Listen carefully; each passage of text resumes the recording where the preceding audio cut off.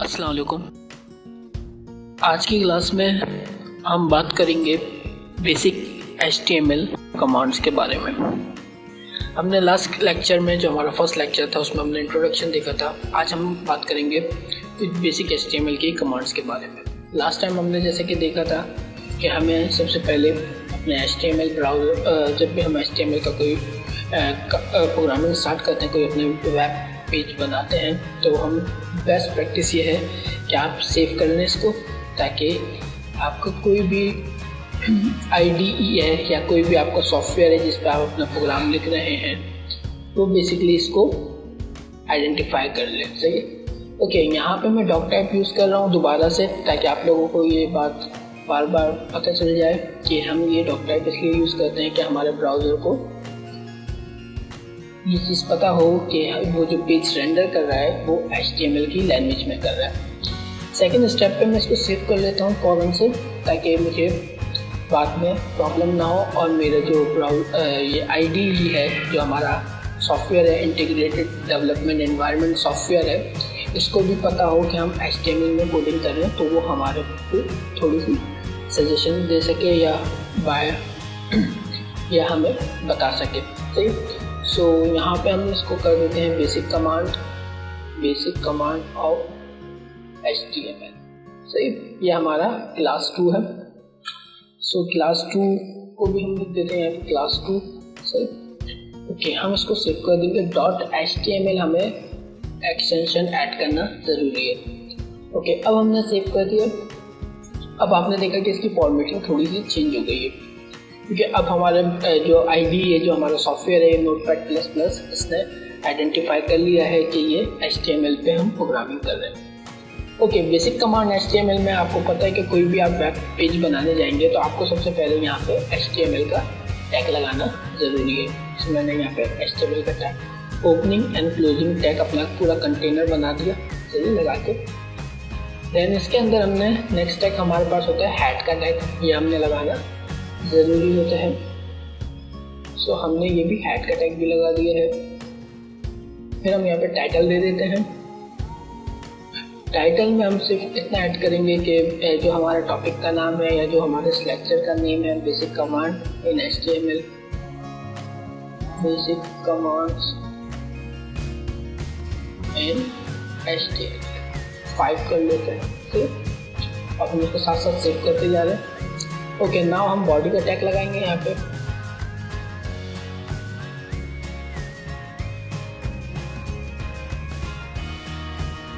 So body का tag लगाने के बाद हम इसको सेव करके ब्राउज़र पर अपना प्रीव्यू देखते हैं।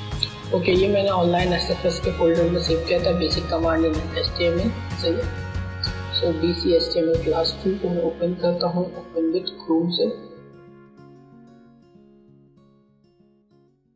सो यहाँ पे मेरे पास बेसिक कमांड इन HTML लिखा हुआ आ रहा है, इन HTML5, जो कि मैंने अपने यहाँ पे बेसिकली टाइटल दिया था। सही। सो बेसिक कमांड्स में हम क्या देखेंगे? बेसिक कमांड्स में हम देखेंगे सबसे पहले कि हम किस तरह अपनी हेडिंग्स लेवल्स ऐड कर सकते हैं, एंड पैराग्राफ किस तरह ऐड कर सकते हैं, और उसके ऊपर हम स्टाइलिंग अप्लाई करेंगे। सो हम बॉडी में आते हैं। कोई भी अब हमें जो भी टैग लिखने होंगे या जो भी हमें क्या नाम है अपनी प्रोग्रामिंग करनी होगी, वो हम बेसिकली बॉडी के विद इन बॉडी टैग लिखेंगे या बॉडी के कंटेनर में लिखेंगे, यानी कि इस कंटेनर के अंदर लिखेंगे। सो हम यहाँ पे हेडिंग 1 लिख देते हैं, H1। सही। H1 this is heading 1 या heading level 1। ओके, सो इसी तरह हम बाकी हमारे पास जो 6 हेडिंग लेवल्स हैं हम उनको कॉपी कर लेते हैं। यहाँ पे कॉपी कंट्रोल से कॉपी करते हैं, कंट्रोल भी से पेस्ट। ओके, 4 हो गए यहाँ पे, 5 एंड 6। ओके, इसको हम हेडिंग लेवल 2 कर देते हैं।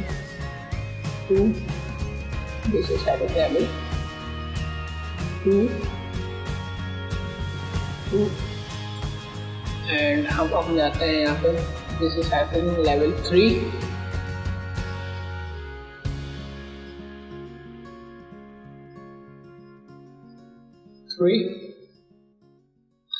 this is heading level 4,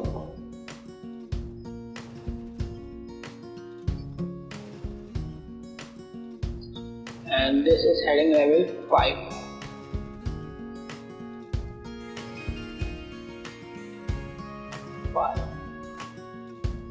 हमारे पास बेसिकली ये अकॉर्डिंग टू हमारे फॉन्ट साइज़ के अकॉर्डिंग होती है, लेकिन ऐसा नहीं है कि इसके अलावा हम कोई और फॉन्ट साइज़ इंक्रीज़ या डिक्रीज़ नहीं कर सकते, ऐसा नहीं है।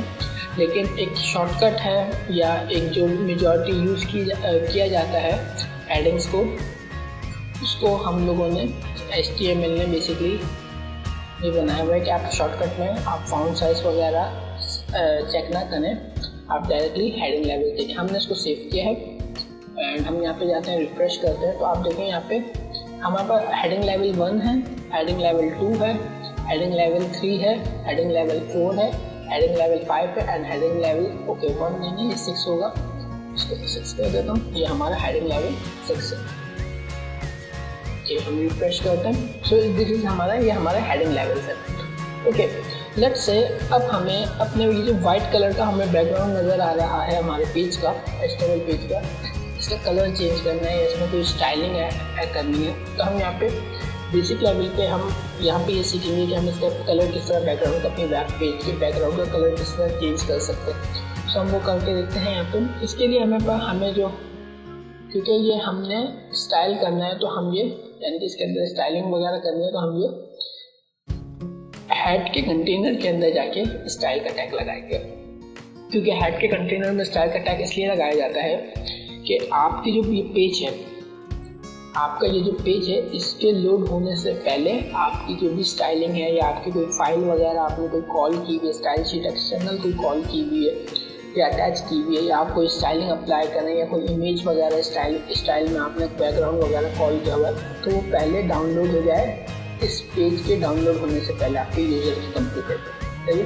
तो इसलिए हम स्टाइल को हमेशा हेड के लेवल में, हेड के कंटेनर में या हेड के टैग के अंदर हम स्टाइल के टैग अपने आप ऐड करते हैं।